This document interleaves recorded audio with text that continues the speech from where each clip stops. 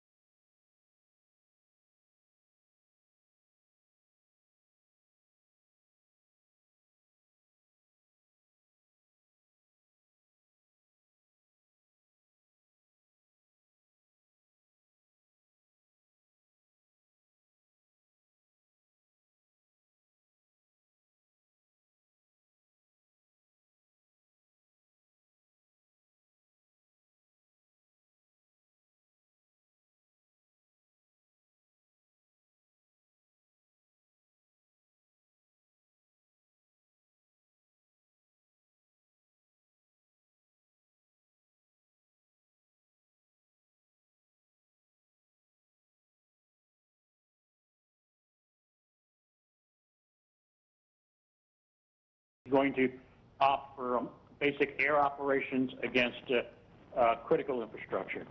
Right. Speaking of the situation Iran is in, both sides, Dr. Davis, claim that they have the cards. America says Iran has no cards. They both claim that they have the time card, the Hormuz card, which probably they share. So what do you think, sir, about that game of cards? We heard Mr. Mujtaba Khamenei defiantly, the new Iranian supreme leader, speaking today in a written statement. He's never been seen or heard, but yeah. So what do you think about the cards game? Who has which cards? I think right now the United States has the upper hand because basically it's a time situation. Yeah. The question is, how long can Iran hold out economically and politically?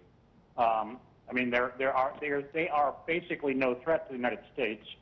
They can threaten their neighbors, but to what degree we don't know. And the oil situation is more or less stabilized. It spiked again when Trump said something about military operations, but it's kind of slowly come back down. Yes. And now with the UAE pulling out of OPEC, there may be cheaper gas oil on the horizon. Right. So that's all in favor of the United States. What Iran has in its favor is that it's trying to turn regional opinion against the United States and Israel. But I don't know how successful they're going to be, considering they spent the last month attacking their neighbors. Now, sir, what happened to Mr. Nice Guy? Why no more Mr. Nice Guy? And what happened to the siege? I mean, the siege was supposedly working well, and Mr. Trump himself said that he believes that the siege can bear better results and have less risks than the other scenarios. So why now weigh other scenarios if the siege is supposedly working so well? I think primarily when he says no more Mr. Nice Guy, it's as much of a threat as an actual action that he's going to take. We do know that the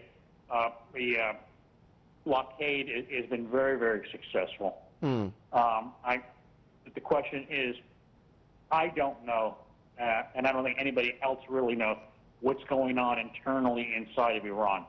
I'm sure the United States and Israel knows what's going on. And the other question is, we've also seen the foreign minister travel to Russia. Right. We don't know what was made there, what deals were made there, and what that can possibly entail. Right. I don't know what Russia can offer Iran, since Russia has been a customer of Iran for military equipment. And so I don't know what's going to happen there.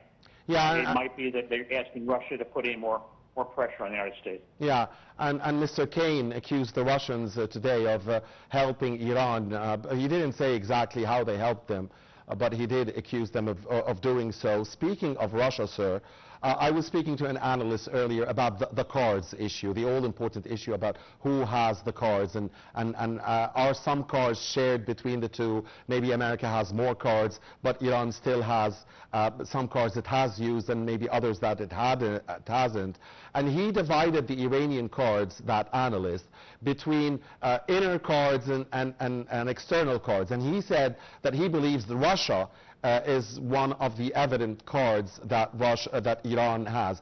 Do you share the same opinion? And I wanted to ask you also about the 90-minute call. I mean, 90 minutes, that's the length of a football match. The 90-minute call between Mr. Putin and Mr. Trump.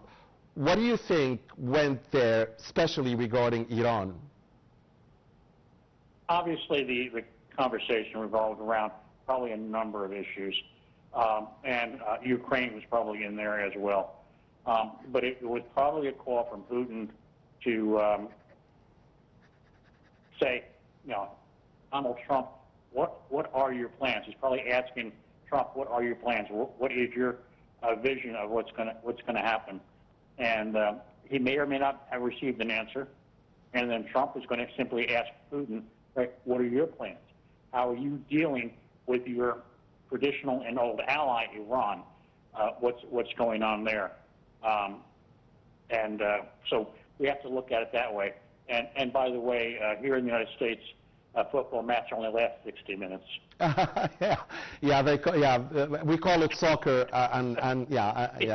they call it soccer in the United States. You're going to have the World Cup anyway, and it was good to listen to Mr. Trump say, "Let him play." I mean, speaking about the Iranian football team. He's not against the Iranian people. Yes. He's against the regime. Okay. Sir, also you mentioned the word internally more than once, so I'm going, there's an internal situation not only inside Iran, but obviously there's an important internal situation inside the United States itself. And going back to the issue of the cards, I mean, isn't Mr. Trump also pressured by Congress? We saw the U.S. Secretary of War's testimony before Congress today. I mean, things looked very, very tense. Isn't Mr. Trump feeling some pressure at home from Congress, from the gasoline prices, just like the Iranians are facing huge pressure from the inflation and from the divide in the ranks and other issues? Yes, obviously there's an internal pressure. There's domestic problems. People are not happy with the gas prices and so on and so forth. But again, it has to be remembered that as high as the prices have gone at this time, 2 years ago they were higher. Yes. So Americans can get mad, but they're going to live with it. The question is going to be, how does the American public view the situation vis-a-vis Iran? And that's a question I can't answer because there's a difference in opinion. Now, should we be there? What are we doing? What are we helping? Obviously, the opposition party, the Democratic Party, is using all of their power and all of their contacts with the media to try to portray that this war is illegal and unjust and a war of choice and so on and so forth, understanding that we're heading into a midterm election. And the Democrats want to use that as a leverage to win back the House and the Senate, which right now it looks 50-50. They may get the Senate. I don't think they're going to get the House. Okay. What about that 60-day rule and the 30-day extension? And is anything likely going to happen from Congress limiting Mr. Trump's war powers? Well, Congress has got to be very careful about that.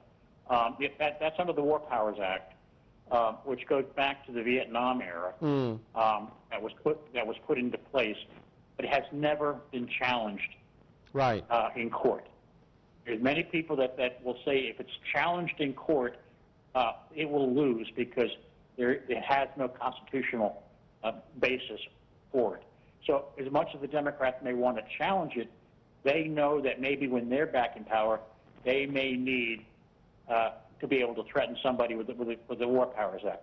So whether they're going to push that hard or not is a big question. And if they push it, it could be a situation where the courts say, no, you don't have this power.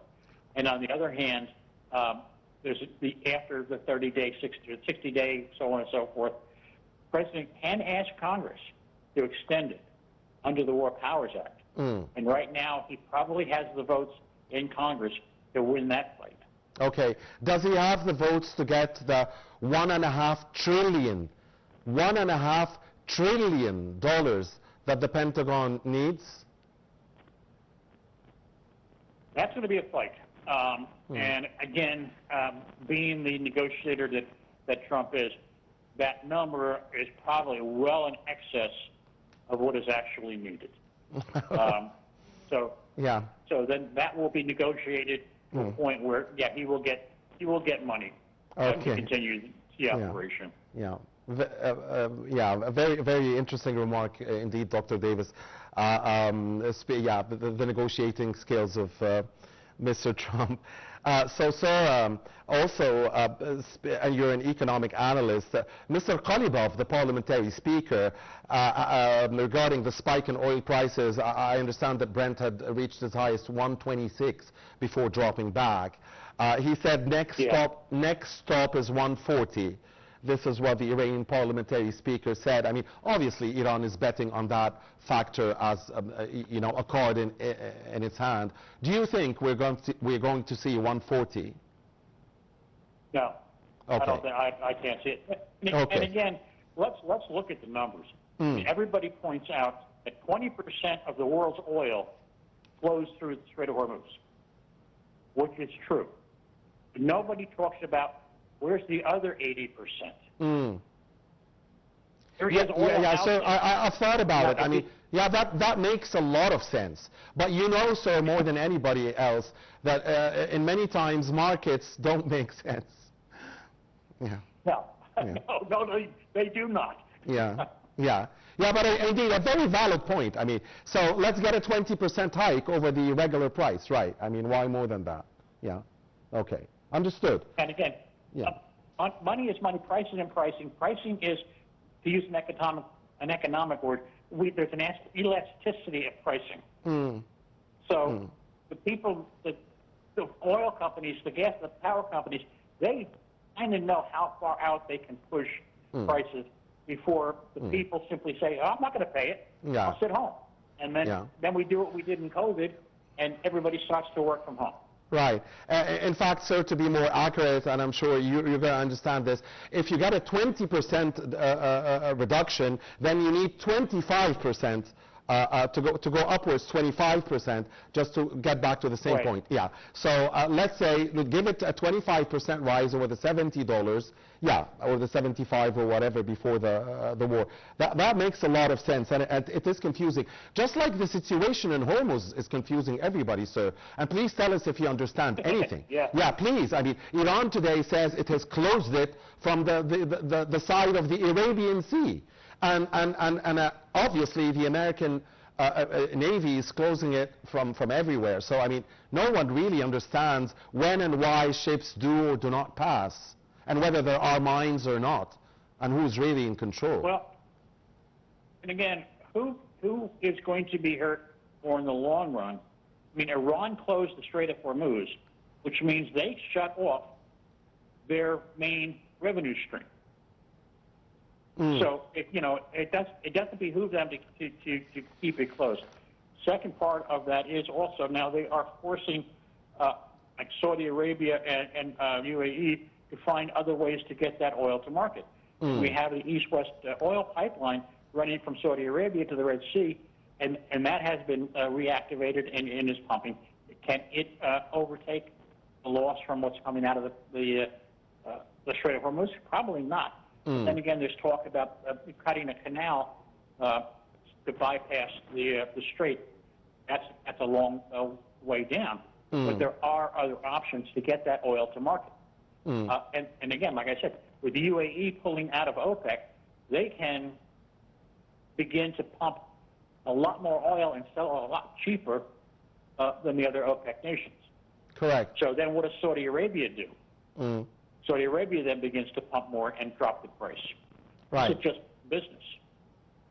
Yes, we understand that, and it was obvious Mr. Trump liked that decision and he welcomed it. And he did say, just like you said, that he believes this will lead to a drop in prices eventually. And of course, we do understand that, Iran would be hurt from the closure of the Strait of Hormuz, and this is why it wants to open it now. But Mr. Khamenei says, and that's also understandable, that what he calls the new administration of Hormuz, or the new board of Hormuz, will eventually in the long term bear fruit to Iran. But of course this will be challenged. What's really also puzzling is how weak, Dr. Davis, the international community has been regarding this very key issue. Hormuz. Yeah, I mean, it's annoying. It's not totally surprising. Particularly the European countries have never really been up to standing up for themselves. Maybe that's the United States' fault because we've backed them for so long. But again, they have to look at also, if you look at the North Sea, if Europe decides to turn and look, there's a lot of oil in the North Sea that's being pumped. Now, the problem that Europe is now facing, unfortunately, and is that they have such a large Muslim population in their countries that they have to turn and worry about that. And as we saw in England just recently with the stabbing. So this is they're walking a very tight rope. Of course, everybody in their correct mind do condemn any such terrorist violent attacks targeting any civilians anywhere in the world on the basis of religious or ethnic or whichever backgrounds.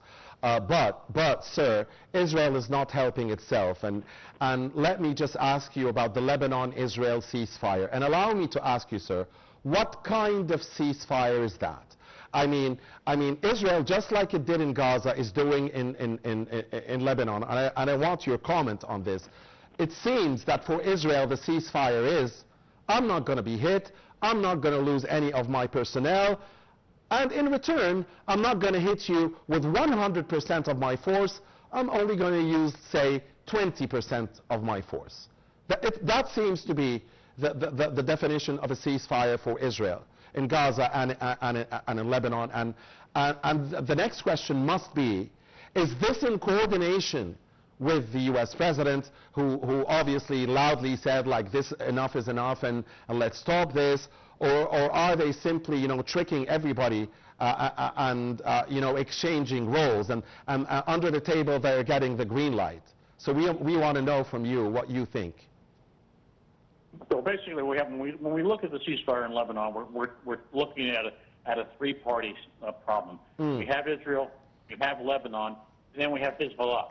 Yes. Hezbollah has not joined in on the ceasefire negotiations. Matter of fact, they've said they're not going to. So when we look at what Israel is doing, they're in a situation where they're not. They've backed off attacking inside of Beirut, where Hezbollah does have their factories and so on and so forth. But they will continue to hit Hezbollah facilities that face off against northern Israel, because northern Israel is being pounded by Hezbollah. So it's as much defensive as anything else. They've got to turn those rockets off that are coming out of Lebanon under Hezbollah. Understanding also, Lebanon has no control of that part of their country. Right. Okay. They don't like Hezbollah any more than Israel does.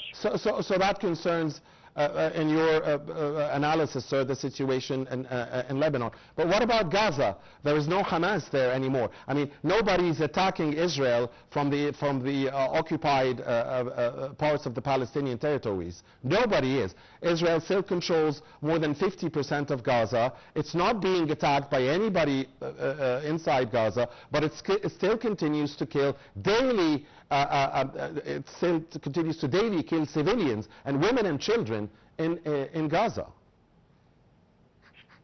I can't answer that. I know that they're still fighting in Gaza, and I know Hamas is still active. They're not as strong as they once were. There are no rockets directed at Israel. There are no operations targeting Israeli soldiers. Nothing actually is happening in Gaza, except for the killing of civilians, the continued killing of civilians by Israel in Gaza every day. And we've lost already 72,000 people plus. And this is why we can't stop thinking here in this part of the world about that genocide, and we don't want to see this happen anywhere else, not again. And it is something that has to be taken into consideration. It has to be controlled. Something has to break in that whole thing. I mean, and Israel is responsible for the safety and security of the Gazan area that it is now controlling. And I know they are also getting relief aid into a lot of portions of it. The other problem is, and this comes to your part of the world, where Egypt is not allowing a movement between Egypt and Gaza. Those gates are still closed. So the gates are open, but Egypt is obviously against any liquidation of the Palestinian cause or any Israeli attempt to forcefully displace Palestinians out of their land inside Egypt, because this will liquidate the Palestinian cause, and because this is against the principles of international law. Palestinians have the right to stay on their own lands and not to be displaced. That would be another war crime. This is why. And that's where we got to get back to. Understanding that the Palestinians and Hamas in Gaza were left to their own devices for 25 years and spent those 25 years not helping their citizens but attacking Israel. So this is in the back of Israel's mind. Whether rightfully or wrongly, they're still on the defensive on that. They gave Gaza to the Palestinians, and the Palestinians turned it over to Hamas, and Hamas did nothing but attack Israel. Yeah, I guess at least every citizen, every honorable citizen living in this world doesn't want to see any genocide again. We don't want to see, we want no more genocides. Dr. Davis, how is the Lebanon-Israel situation likely to affect the U.S.-Iran situation? Well, again, it comes back to Hezbollah, which is basically an extension of Iran. Iran controls Hezbollah. they armed Hezbollah, they trained Hezbollah, they financed Hezbollah, and they order it to do it at once. So we try to see, can we negotiate separately with them, or is the negotiation with Iran basically the negotiation with Hezbollah? The situation, the situation in Lebanon is very tense. You heard, I think, Dr. Davis, the French Minister of Defense, and France knows a lot about Lebanon. She said that she fears a civil war in Lebanon. Another civil war. Yeah, yeah. Or a new civil war. Yeah. So, I mean, and this is the one thing we're looking at. And like I said, we know the Lebanese government does not want Hezbollah there. They want them disarmed. We also know the Lebanese government, under their Lebanese law, cannot speak to Israel. But so the question is, can anybody else help Lebanon? Can the French come back? Will Lebanon allow the French to come back in to help them? Will Lebanon turn to Damascus and let Syria to come in? Because Damascus hates Hezbollah as well. Right. So, you know, those are probably disarm Hezbollah. Those are potential scenarios. Dr. Davis, 1 minute left. Pakistan has moved the barricades from the, the area where it used to host the talks. That was a bad sign. I don't know, but do you think diplomacy? That's the final question. Do you think diplomacy still has a chance, or are we back again to square one? This is phase 3. We had a 12-day war, we had a 40-day war, and we might enter, God knows for how many days, a third war. Well, again, the question is, does diplomacy have a role? Yes, it does. Okay. Is it going to be effective? No, it's not. Because right now, the whole thing that started this was the demand that Iran cannot have a nuclear weapon. And right now, Iran has said, the supreme leader or whoever said, Iran will not give up its nuclear ambitions. So where does diplomacy go from there? Yeah. And maybe they would have to go back to, again, to the Jawad Zarif initiative, the former foreign minister of Iran and the former negotiator who had, suggested, let's stop this uranium enrichment, and let's declare victory, let America declare victory, let everybody declare victory, and let's live happily ever after. Yeah.